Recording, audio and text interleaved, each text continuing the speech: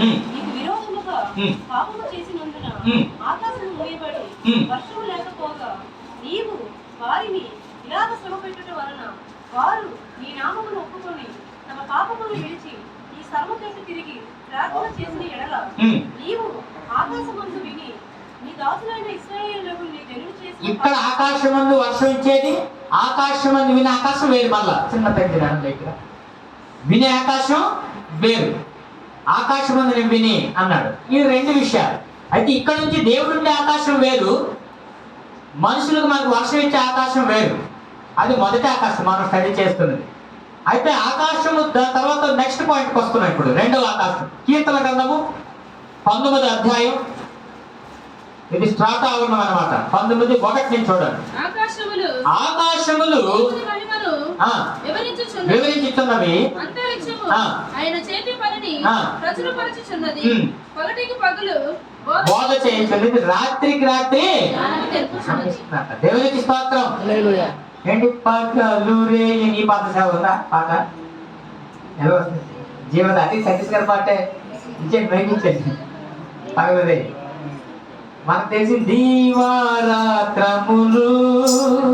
కంటి పాపవలే కాచి, దీవారాత్రములు కంటి పాపవలే కాచి,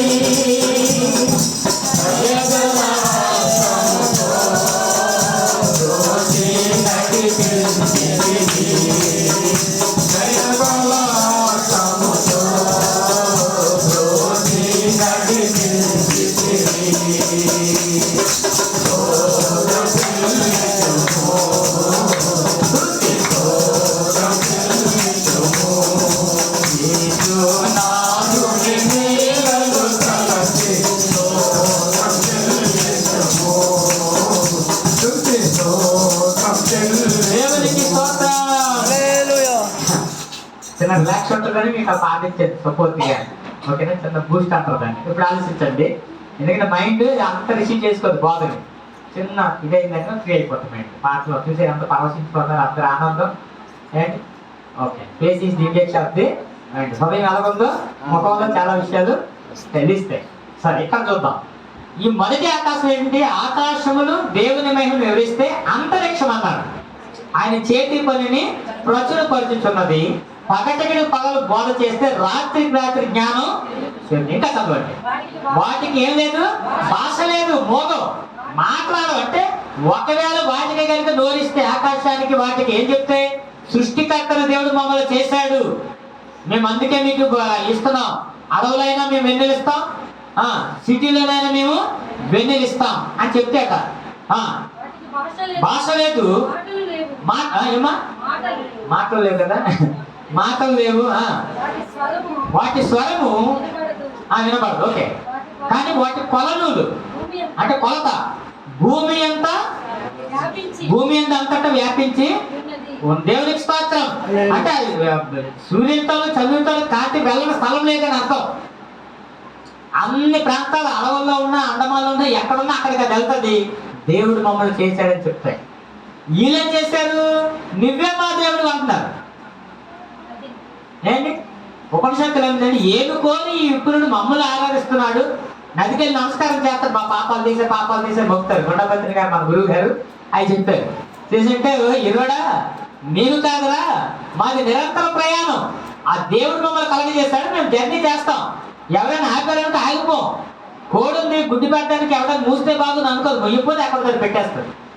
నది కూడా అంతే, నువ్వు వడ్డీ నీకు కావాలంటే నీళ్ళు తీసుకోవాలి, నీ పంట పండాలంటే. లేదంటే వదిలేస్తే ఇంకో దగ్గర టామ్ తీసుకుని అలాగా వెళ్ళిపోతున్నాడు. కానీ నన్ను మొక్కతే పాపాలు బాబు, జగత్ రక్షకుడైనట్టు లోకరక్షకుడైన యేసుని మొక్కు అని నదులే అంతా మాట్లాడుతుంది. ఎంత ఆశ్చర్యమో! దేవునికి స్తోత్రం. ఏంటి గాడిది మాట్లాడిందంటే ఒప్పుకోరు వాళ్ళు. ఏంటి పాము మాట్లాడిందంటే ఒప్పుకోరు. అక్కడ మాత్రం సముద్రాలు మాట్లాడేస్తే వాళ్ళకి ఏవైనా, చీమలు మాట్లాడేస్తే, పాములు మాట్లాడేస్తే వాళ్ళకి మాత్రం. కాబట్టి ఇక్కడ నేను నమ్మనోళ్ళు అదే నమ్ముతారు. సరే, అది వ్యక్తిగతం. ఇక్కడికి వద్దాం. ఇది రెండో ఆకాశం, ఎన్నో ఆకాశం? దీని ఏమన్నాడు? అంతరిక్షం అన్నాడు. ఆదికాండం 15:5 చిరపరిచితమైనటువంటి ఒక గొప్ప ఆయన వెలుపలకి అతను ఇంట్లో ఉన్న అబ్రహాం గారు బయట తీసుకొని వచ్చి నీవు ఆకాశం వైపు తేరి చూసి నక్షత్రములను లెక్కించుటకు ఒక ఛాలెంజ్ నీ చేతనైతే దమ్ముంటానంటారు కదా, అలాంటి పదం అది. లెక్కించు ఆకాశ నక్షత్రాలు. మీకు తెలుసా 27 నక్షత్రాలు మనకి జాతకాలు కట్టడానికి చూస్తారు, కానీ ఏ నక్షత్రం ఇప్పుడు వరకు వీళ్ళు ఎవరు చూడలేదు. సైంటిస్టులు కనుగొని ఒక నక్షత్రం 1-2 ఉన్నాయంట అంతే. కానీ నక్షత్రాలను బట్టి రాశి ఫలాలు ఇవన్నీ కూడా తిది గడియ వచ్చి ఇవన్నీ కూడా నిర్ణయాలు చేస్తారు. ఈ రోజు ఎలగలకూడదు, అలాగే గ్రహాలన్నీ పోటీ పడుతున్నాయి. మన సీరియల్ చూపిస్తుంది కదా, గ్రహాలు నాకు కంట్రోల్లో పిండేస్తాను అంటుంటాడు. నేను చెప్పినట్టే ఆయన నడుస్తే అంటుంటాడు కదా, కానీ గ్రహాలు ఎవరు కంట్రోల్ కాదు, ఆయన కంట్రోల్. యోబు గ్రంథంలో, యెషయా గ్రంథంలో దేవుడు క్వశ్చన్ చేస్తాడు. చూస్తారు ఎంత బాగుంటుందో ఆ మాట. యోబు గ్రంథం 38-31. కృత్తిక నక్షత్రంలో నీవు బంధింపగలవా? నక్షత్రంలో కక్కను విప్పగలవా? వాటి వాటి కాలములలో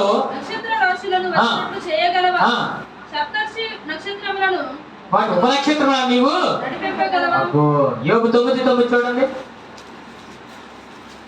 యెషయా గ్రంథంలో ఈ నక్షత్రాన్ని మనకు దేవుడు ముందే చెప్పారనమాట. ఎవరిని కూడా ఎవరు కంట్రోల్ కదా, ఆయన కంట్రోల్. ఆయన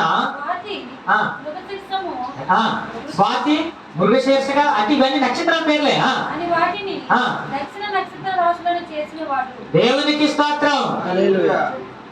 అక్కడ ఉంటుంది నక్షత్రముల సంఖ్యను ఆయనే నియమించెను.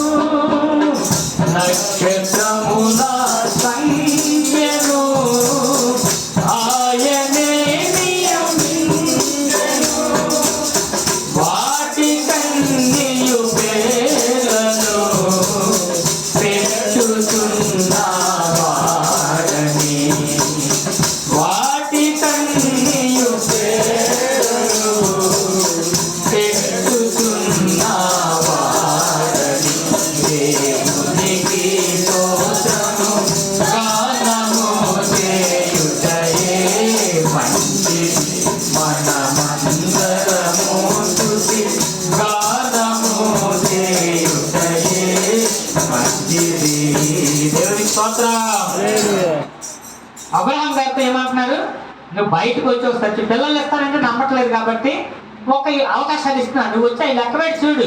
నువ్వు లెక్క పెట్టలేవు, సముద్రపు ఇసుకరేణులు కూడా నువ్వు లెక్క పెట్టలేవు. అలా ఉంటుంది నీ సంతానం అన్నాడు. దేవునికి స్తోత్రం. ప్రపంచంలో జనం అంతా అబ్రహాం సంతానం అని. అటు ఇస్లామైలైనా, ఇటు యూదులని, ఇటు క్రైస్తవులని అందరూ అక్కడి నుంచి వచ్చినలే. అటు ఇస్మాయిల్ అటు వెళ్ళిన తర్వాత సంకర జాతిలో ఇంకొక జాతి వచ్చి వీళ్ళందరూ కూడా విడిపోయి ఉన్నారు. కాబట్టి అందరూ కూడా, అందుకే అబ్రహాం గారు ముస్లిమ్స్ కి పితరుడే, తండ్రి, క్రైస్తవులకి తండ్రి, అటు యూదులకి తండ్రి. అందరూ ఆయన హానర్ చేస్తారు. దేవుని స్తోత్రం. హల్లెలూయా. కాబట్టి ఇక చూడండి ఏమన్నాడు, నీ సంతానాన్ని అభివృద్ధి చేస్తారని నక్షత్రాలు చూపించి చెప్పాడు. ఇది 2వ ఆకాశం కోసం వెళ్ళిందండి. కీర్తనలు 8:3. కీర్తనలు 8:3. నీ ఆకాశములను నీవు కలుగజేసే చంద్ర నక్షత్రములను నేను చూడగా నీవు మనిషిని జ్ఞాపకం చేసుకున్నటకు వాడేపాటి వాడు, నీవు నరపుత్రుని దర్శించుటకు వాడేపాటి వాడు. ఇంకా దేవుని కంటే వారికి కొంచెం తక్కువ వారిగా అంటే ఏంటి, దేవుని సంఖ్య 7. హిందువులు పండుగ కలగని కొడేస్తారు. దేవుని సంఖ్య 7, మంది 6 కదా. కాబట్టి 6లో నుంచి 7, 6 అంటే శుక్రవారం మనిషిని చేశాడు కాబట్టి 7 దేవుని సంఖ్య. ఇప్పుడు దేవుని కంటే కొంచెం అంటే సమీపంగా దేవుని పక్కన ఉన్నాం మనం. దేవుని రైట్గా ఆరాధిస్తే దేవుడు మనలోకి వస్తాడు. అవునా? కీర్తనలు 82లో 1వ వచనం 6వ వచనం చదివితే ఈ మాటలు మనకు కనిపిస్తాయి.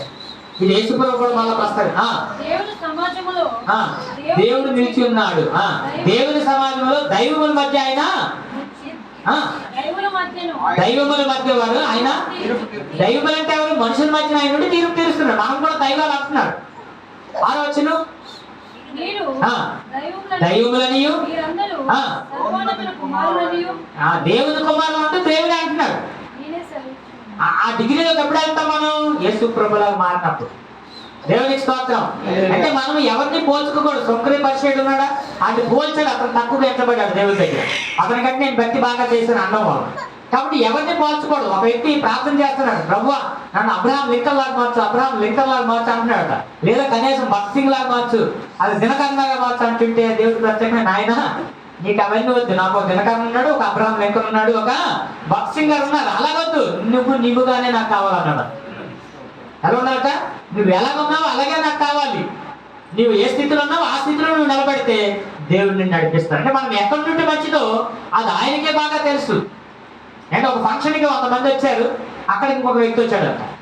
అమ్మా 100 మంది వస్తే అక్కడికి ఇంకొక వ్యక్తి వచ్చాడు. వచ్చి ఫస్ట్ లైన్లో కూర్చున్నాడు, ఫస్ట్ చైర్లో 100 చైర్స్ ఉన్నాయన్నమాట. కూర్చుంటే అక్కడ స్నాక్స్ ఇస్తారు కదా, పంచే వాళ్ళు ఇక్కడ మీటింగ్ అవుతున్నాడు, బ్యాక్ సైడ్ నుంచి ఇస్తూ వచ్చారట.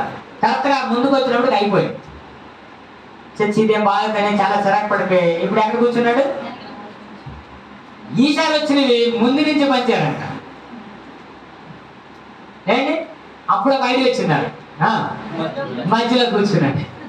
మధ్యలో కూర్చుంటే నెక్స్ట్ 2 బ్యాచ్ల కింద 3 విడిపోయి ఫస్ట్ నుంచి ఒకరు లాస్ట్ నుంచి పంచారు. మళ్ళీ ఇక్కడికి వచ్చినప్పటికి ఇలా కాదని పక్కకి వెళ్ళి నిలబడ్డాడంట. ఒక బౌల్ తీసుకొచ్చారంట, అందరు తీసుకుంటున్నారు అన్నమాట. ఆ బౌల్ తెచ్చి వాడి దగ్గరికి వస్తే చేయి పెట్టి తెస్తే పళ్ళు కుట్టుకున్న పొల్ల వచ్చిందంట. అంటే అందరు తినేసిన తర్వాత పంచారు కదా, ఆ పొలం లేని సమయం ఏమీ తెలియదు కదా కుట్టుకున్నారంటే. అంటే ఈ మార్పు చెందడం వల్ల అలాంటి రిస్క్ పడ్డాడు. నువ్వు ఎక్కడున్నాలో ఆయన నిర్ణయిస్తాను, అక్కడ నిలబడినప్పుడు దేవుడు అద్భుతాన్ని జీవితంలో. మీరు ఉగ్రత పాలవుతుంది నేను తెలవలేదు, కానీ రక్షించబట్టి పిలిచానంట పేతురు పత్రికలో కదా. ప్రత్యేకంగా మనం దేని పిలిచాడు, పరలోక సంబంధాలు ఉండాలని, భూలోకంలో దాన్ని కనపరచాలని. 5:16 మత్తయి సువార్తలో తెలిసిన వాక్యం చిన్నది అందుకొని చెప్పవచ్చు. పరలోకమందున మీ తండ్రిని మహింపరిచినట్టు వారి ఎదుట మీ క్రియలను ప్రకాశించనీయుడి అంటాడు. దేవునికి స్తోత్రం. అంటే తేజస్సుగా అవి కనిపించాలనేది దేవుని యొక్క ఉద్దేశం. ఓకే, ఇక్కడ మనం 2 ఆకాశాలు తేల్చాం, ఇంకా ఉన్నాయి కానీ వదిలేస్తున్నాం. 3వ ఆకాశాన్ని తేల్చేస్తే మనం ముగించవచ్చు కదా. కీర్తనలు 33:13 కీర్తన గ్రంథం. యెహోవా ఆకాశముల నుండి కనిపెట్టుచున్నాడు, ఆయన నరులందరినీ సృష్టించుచున్నాడు. నరులందరినీ సృష్టిస్తున్నాడా? 2 నైటి పదాలే. ఏంటంటే ఆకాశం నుంచి ఆయన చూస్తుంది. ఇదే ఆకాశం అంటే 3వ ఆకాశం, అదే పరదేశం, అదే పరలోకం. దేవునికి స్తోత్రం. ఏంటి సెకండ్ ఫస్ట్ ఏమైనా సెకండ్ ఏమైనా ఇంగ్లీష్ వస్తుంది అనమాట. కాబట్టి అక్కడ ఉన్నటువంటి దేవుడు ఎక్కడున్న మనుషులను చూస్తున్నాడు మనకు తెలుసు. 2 కొరింథీ పత్రిక 2:16 ఏముంటది, యెహోవా కన్నులు ప్రతి స్థలం మీద ఉంటాయి, ఆకాశం అంతేనా. సగం ఎత్తేసి నన్ను వదిలేస్తారు కదా, నేను కంగారు పడిపోతున్నా. 16 చోట దినవృత్తాంతాలు. Very good. ఎవరైతే యథార్థంగా ఉంటారో యథార్థ కలవారిని బలపరచుటకై యెహోవా కన్నులు లోకమందంతటా జాలి చేస్తున్నాయి. కాబట్టి ఏం చేస్తాయంటే బలపరిస్తే నన్ను అక్కడ ఉన్నాడు ఆయన కదా. దాన్నే మనకి ఒక మాటలో మనం చూడొచ్చు. మొదటి రాజుల గ్రంథం 8:27 చూస్తాం. రాజుల మొదటి గ్రంథం 8:27. నిశ్చయముగా దేవుడు ఈ లోకమందు నివాసము చేయడు, ఆకాశ మహాకాశములు సహితము నిన్ను పట్టజాలము. నేను కట్టించిన ఈ మందిరము సొలొమోను గారు మందిరం కట్టి ప్రార్థిస్తానంటే వద్దన్నాడు కదా దేవుడు. మందిరం నేను ఎక్కడ ఉంటాను అక్కడ నివసించానని చెబితే ఆయన అయ్యా నీకు మందిరం మేము మాత్రం కట్టలేమంటే సర్వవ్యాపి, నువ్వు సర్వాంతర్యామి, ఎక్కడైనా ఉంటావు, నీకు ఎలా కట్టగలవు, నీ భూమి అంతా నీదే కానీ బాధ పేతావు కాబట్టి కట్టలేము. కానీ నిన్ను ఆరాధించడానికి ఒక స్థలం కావాలి కదా, స్పెషల్గా నీకు ఒక ప్లేస్ ఉండాలి కదా. మేమే ఒక గుడాలను వేసుకొని ఉంటాం కాబట్టి మాకు డబ్బు ఉంటే ఏసీ పెట్టుకుంటాం, లేకపోతే అది లేకపోతే కూలర్ పెట్టుకుంటాం, అది లేకపోతే టవర్ ఫ్యాన్ పెట్టుకో, అది లేకపోతే హ్యాండ్ ఫ్యాన్ పెట్టుకోని అయితే ఇసనకార కొనుక్కుంటాం మన లేవులు. కానీ దేవుడు మందిరం కట్టింది అంటే ఆయన ఆరాధించడానికి, చర్చ అంటే చర్చించుకునేది ఆయన కొరకు కదా. కానీ ఆ దేవుడికి మళ్ళీ అన్నం పెట్టడం, స్నానం చేయడం ఇదంతా కాదు, డూప్లికేట్ ఇదంతా కూడా. నువ్వు తాళం వేసి అక్కడ ఉండడానికి, నువ్వు వెళ్ళిన దగ్గరికి రావద్దు అనడానికి, అదంతా మన కంట్రోల్లో దేవుడు తీసుకోవడం, అది కాదు. మనం ఆయన కంట్రోల్ కదా. ఎవరు స్వాధీనంలో ఆయన ఉండడు. మనం ఏం చేస్తారంటే ఆయన్ని వీళ్ళు అన్నం పెడితేనే తినడం, వీళ్ళు స్నానం చేయిస్తే చేయటం, వీళ్ళు నిద్ర కూర్చితే నిద్రపోవటం, లేకపోతే లేవటం, ఇదంతా కూడా మానవులు దేవుని కంట్రోల్లో తీసుకోవటం. అవునా? అది కాదు, దేవుని స్వాధీనంలో మనం ఉండటం, ఆయన కంట్రోల్లోకి మనం వెళ్ళాలి. నువ్వు ఎంతటి వాడవైనా దేవునికి ఎదురు చెప్పుటకు నీవు ఎవడవు అని అడుగుతాడు కదా. అప్పుడు దేవుని యొక్క 9:33 లోపలిగా. సో డిఫరెంట్గా క్వశ్చన్స్ ఉన్నాయి మన మీద. ఏదైతే ఉందో అంతవరకు దేవుని వాక్యానుసారి మనం వెళ్ళొచ్చు. ఇక్కడ అన్నాడు, ఆకాశ మహాకాశాలు పట్టజాలిన దేవుడు అయ్యా, నీకు మేము మందిరము. పాఠం దాన్ని కూడా, ఆకాశము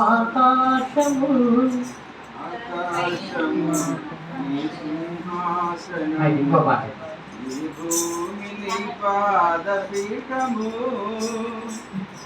అదే ప్రేమ పెట్టేది లేదేసి అని ఆకాశం పాటలే.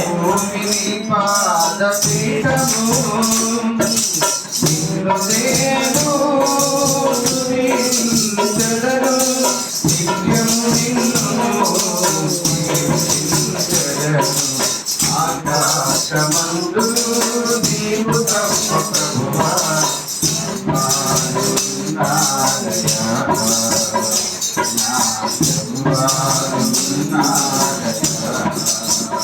దేవునికి స్తోత్రం. హల్లెలూయా. అక్కడ ఎత్తపోయారా? ఇప్పుడు మరి ఎత్తుకోలేదు, మరి నా స్టేజ్ లోనే ఆ మూమెంట్ పెట్టాను. ఓకే, దేవునికి స్తోత్రం. కాబట్టి దేవుడు ఆకాశం అందు ఉన్నాడు, నువ్వు భూమి మీద ఉన్నావు. వాక్యం గుర్తుంది ఎవరికైనా? ఆయన అక్కడున్నాడు, నువ్వు ఎక్కడున్నావు. ఆయన పర సంబంధి, నువ్వు భూ సంబంధం అని క్లియర్గా వాక్యం ఉంటుంది. సరే, ఇప్పుడు సందర్భం కాదు. ఇక్కడ మనము భూ సంబంధంగా ఉన్నప్పటికీ ఆయనే చెప్తున్నట్టే, నేను చెప్పిన విధానాన్ని అవలంబిస్తే నిన్ను స్థిరపరిచి బలపరిచి అభివృద్ధి. ఆయన చెప్పిన విధానాన్ని మనం అవలంబించాలి. ఏం చెప్పారు? ఆ రకంగా పౌలు గారికి ఏం చెప్పాడు? కొన్ని మర్మాలు అనేది చెప్పకూడదు అన్నారు, విన్నావు కానీ అవి ఎవరికి చెప్పొద్దు అన్నారు. అందుకు నేను చెప్పట్లేదా, చెప్పే విషయం సందర్భం వస్తే అది చెప్తాను. యేసు ప్రభు కూడా ఒక యోహాను సువార్త 16:12 ఏమంటారు? మీకు ఇంకా చెప్పవలసిన అంశాలు అనేకలు ఉండవు, కానీ ఇప్పుడు అవి చెప్పడానికి వీలు పడదు, మీరు అంగీకరించలేరు. భూ సంబంధమైన విషయాలు మీకు చెప్పేది అంగీకరించినప్పుడు పర సంబంధమైన విషయాలు మీరు జీర్ణించుకోవడం కష్టం. అందుకే కదా ఈ దేవాలయాన్ని పడగొట్టి 3 రోజులు కడతారంటే అందరు కూడా చంపేయడం అనుకున్నాను. నేను అబ్రహాం కంటే ముందున్నానంటే దానికి కొంచెం సీరియస్ అయిపోయారు. అంటే అబ్రహాం నా దినం చూస్తాను ఆశపడ్డాడు, చూశాడు, మీరు ఆనందించాడు అనగా నేను మెంటలు వచ్చిన్నారు. ఏంటి 30 సంవత్సరాలు లేదు అబ్రహాం నేను చూస్తాను అన్నాడా? ఏంటి గేర కబుర్లన్నీ రాళ్ళతో కూడా చనిపోతున్నారు యేసు ప్రభు. ఓరే పిచ్చోళ్ళారా, నేను ఎవరో మీకు తెలియదు, మీ మధ్యకి నేను ఎందుకు వచ్చానో కూడా మీకు తెలియట్లేదు. సరే, మీ కర్మ మీకోసం వచ్చాను కానీ నేను మిమ్మల్ని ఏం అనుకోవచ్చుకోలేదని వదిలేశాను. పిల్లలతో కూడా ఏదైనా చెప్పుకోవాలి, వినిపించినట్టు అధికారం ఉందంటే అధికారాన్ని నా స్వాధీనం, నేను ఏడుకుంటే దేవదూతలు వస్తారు. 2 అక్షరాలు 12 అక్షరాలు పైకి వచ్చి మొత్తం టాపులు ఎక్కేస్తారు. కానీ అది నా పని కాదు. మీకోసం నేను మరణించడానికి లోకానికి వచ్చాను, ప్రాణం కట్టడానికి వచ్చాను, తిరిగి తీసుకునే అధికారం కూడా నాకు ఉంది అన్నారు. దేవునికి స్తోత్రం. అందుకు ఈ లోకంలో ఆయన మరణించడానికి వచ్చారు. ఈ 3వ ఆకాశంలో ప్రభు ఉంటున్నట్టు మనం అక్కడ చూస్తాం. ఆదికాండము 6:12. దేవుడు భూలోకమును చూసినప్పుడు అది చెడిపోయి ఉండెను. భూమి మీద సమస్త శరీరులు తమ మార్గమును చెరిపివేసుకుని ఉండేది. ఏంటంట? చెరిపివేసుకుని ఉండేది. అంటే పరలోకం దేవుడు చూశాడు కానీ ఈ సంగతులన్నీ కూడా డిస్టర్బెన్స్ అయిపోయి ఉందని ఇక్కడ చూపిస్తున్నాడు. ఇది 3వ ఆకాశం, దేవుడు ఉండే స్థలం. ఇక్కడ మనము ఆ 3వ ఆకాశం ఇంకో పేరేంటి? పరదేశు. కాబట్టి పరదేశి పాఠం తెలుసా? రాజబాబు గారు ఎవరిదండి? బాబాన్ గారు. పరదేశీ ఎంతరా స్వప్న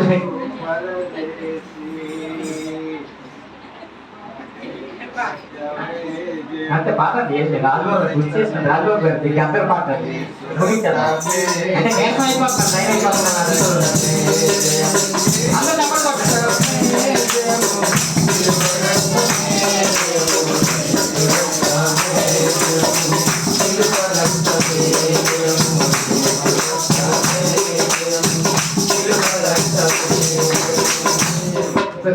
అట్టుకున్న భార్య